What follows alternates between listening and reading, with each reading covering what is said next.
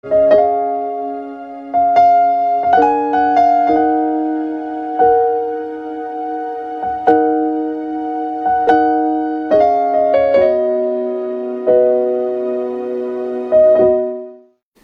le launga ili suafa mamalu o le atua le tama, le alo, male anganga pa ia.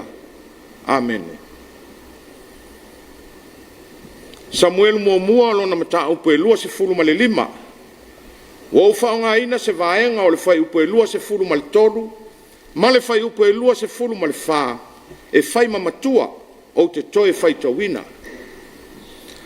O na fata alise ai lea, o na alu ifo o ia na ile asini, wa fapa ufa o ia i luma o ta vita ma ifo to ele.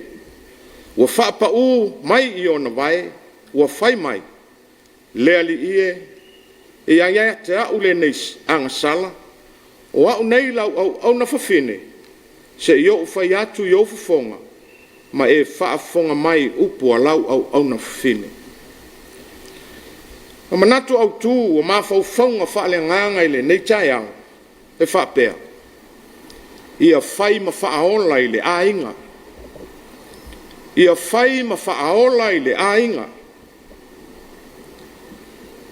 A tutupu misa, po fe ese inga, i vao ni tangata si to olua. E ta tau lava ona iai se tasi e vao ina le misa. Ia pe fa le leia le fe ese inga leo o tupu. Ai o le tele fo yo misa. Ma fe ese inga. E umane wala vea le pulu misa, po le vao misa. E whaale lei ane le fe ese inga. Wa matua tinga ina. Ma mawhatia le tangata na alu atu e tau whaale lei le fe ese inga wa tupu. Ona o upu matala a tangata ia e to olua o fe ese. Ao le ata manino lea. O le tangata ua ofo atu lo na ola. Ia po olona tangata atoa. E whaatupuina le file mu. Malele lenga. I fe ese inga. Pa pese wa inga o lo tupu le tala sa faita wina mai le whengainga tuai. O api kaila le avana padu o fai mapulu misa ia po le fai faale lenga. E le fe ese inga leo o tupu le vao lona to o lua o na palu matavita. Lea lava o lo fe sola ai ta vita i le vao. Fatasi maona tangata tau o au auna ia te ia. Ma ia saulo le tupo Israelu. O wa o lo o lama pea saulo e fia fasioti ia ta vita. E ui foi o lea fato a umao na fai ala tu ngā tala. O lo fa mawina i le mata upe lua se funu ma le faa. Fai upe se funu ma le ono. Se ia o le lua se funu ma le lua. Peitai, e le o moe le fili, e ala pea ma sa ili se awala, e tupu ai pea le vevesi, ma fe ese inga i lo lava. E le mata upu lava ia i lua se fulu ma le lima. O lo fa matala ina, o lea ua ma liu Samuelu le osi taulanga sili. O ia lea sa fa uina ta vita e fai matupu, fa mawina i le. Samuel mua, o lona mata upe se fulu ma le ono, a le fai upe se fulu ma le tolu. A o leo tu ua le malo, e le osi taulanga sili. Le ala tangi tu i lea, o le nuo Israelu. Ona o Samuelu, le osi taulanga. Peita, fa ngā solo pea le polo kalame ale atua, ma lana tangata filfilia, o tā vita. O le iai le vao i pārana, na ia au wina atu ai, nisi o ana au auna e to se fulu iawa, nā palu. O nā palu, o le whai lafu manu, ua tupu maola lana lafu manu, ua whamanu wia iai le atua, ua ia te ia o mā moe toru afe, ma otie afe. Ua wina atu le whea awa tā vita, nā palu ia alofa mai, ia au mai ni mea ai malatou. Ai tā lofa, ua tali tuali maina e nā palu le mana o tā vita. Ua ia upuleanga ia tavita, ua ia fai mai, o wai ia tavita. O ai foi le atali o Iese. O te ave ea, au a reto ma uvai, ma umanu o fasia mo e sele mo au. O te foa ia tuai i tangata o te leiloa, pe mai fea i lato. Talofa ia nā palu. Ua ngalo le alofo tavita mana au auna. La tau ia sa lavea ina au na nā palu mana lafu manu. A o iai le vao i karomelu. Mai le tau mawhai e tangata e whaleanga le lafu manu. E pei o tangata a maleka. Au leo wa ia tau i mai le lei i le leanga. Ai whai mai le tala sa whai tau ina. Na vave ana ho le tala i le to olua o nā palu le tinao apikaila. Wa tau atu e le tasi o la au auna. Wa whape atu. Wa tali tuali maina e nā palu le mana o tavita. Ma ua ia oso fe ai atu i au auna tavita na o mai. Lei toi whaatali apikaila. E wa tūlai ma ta pena me ai. Ta pena mea lelei. E alu e whaafitai ai tavita. Ne alo whamawina. E le Samuelu mo mua. O lona mata upu e lua sifuru mali lima. O le whai upu e lua sifuru mali wanu.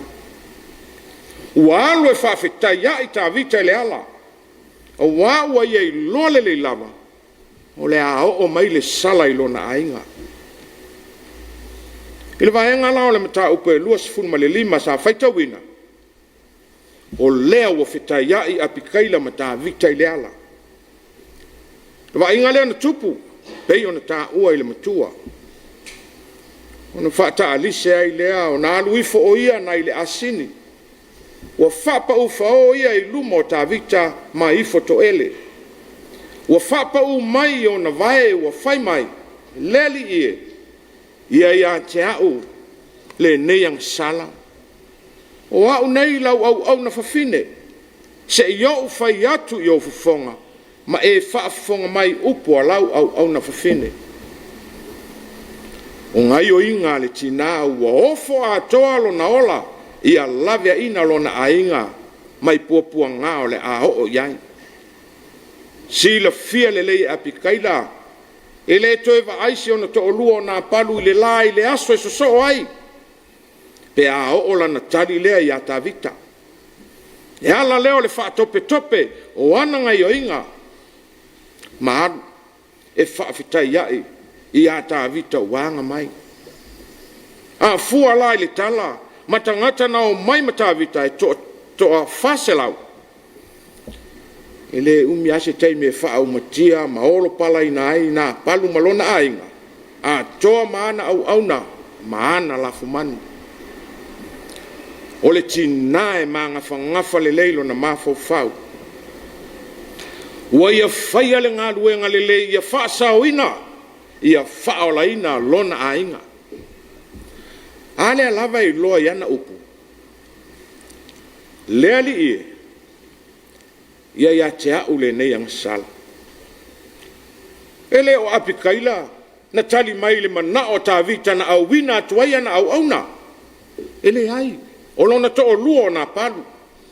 Ao lea ua ia whai atu i a tā vita.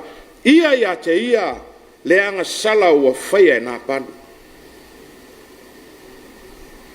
O la vea fuafuanga e le whai misa. Ao la ngona ia o le tina wofo ina lona ola. Ia whaola ina lona ainga.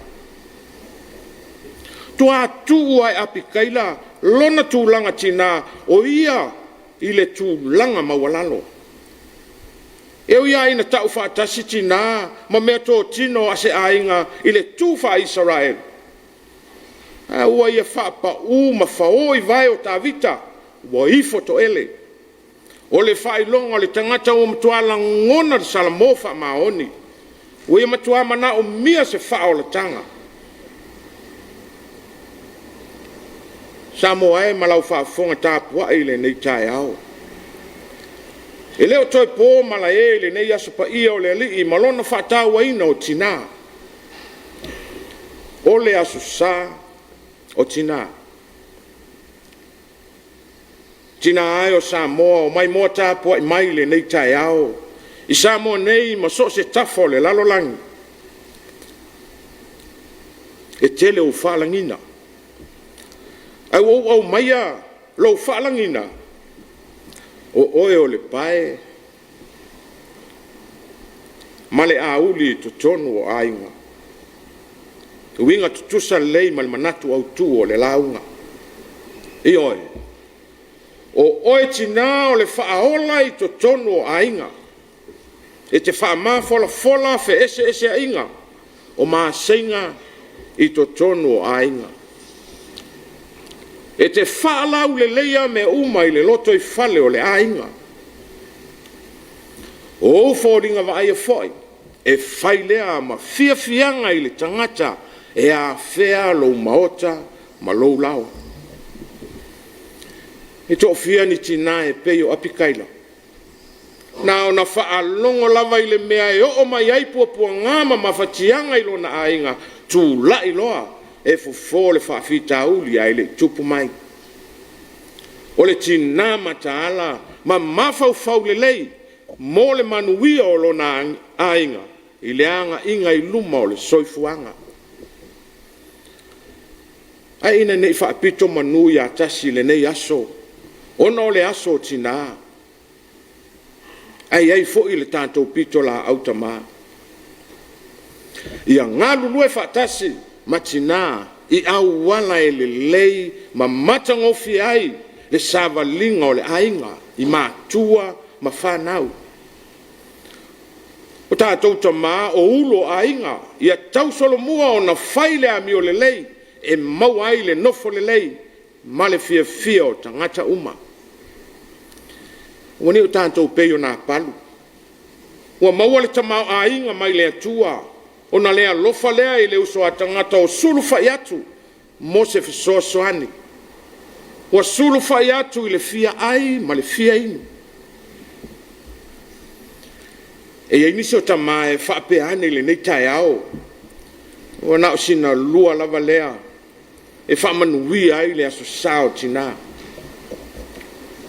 o le whaamanatu le tala le leile nei tai au aua tu e umaloa le lua le nā e toe mana o fo i lesi lua a ia o whaatasi matina e whaafetaia le atua o le na au maia manuia e tele ua whaamanuia ai i to tono a inga o le fio mai o Yesu Keriso le lalo langi nei o le atua lava ua liu tino tangata ua fio mai e militino whaatasi ma le lalo langi ang sala ua fio mai e la veai ma whaaola i tātou mai le loloto le ang sala e ala i lona ma liu ma le toi tū manu malo mai le oti ma le tūnga mau o tātou maua ili sa o le tonga moni mai tātou ang sala o malau i tū mawatu i le atua potolo na lava vi inga nei se i o i le whaavavau lava amen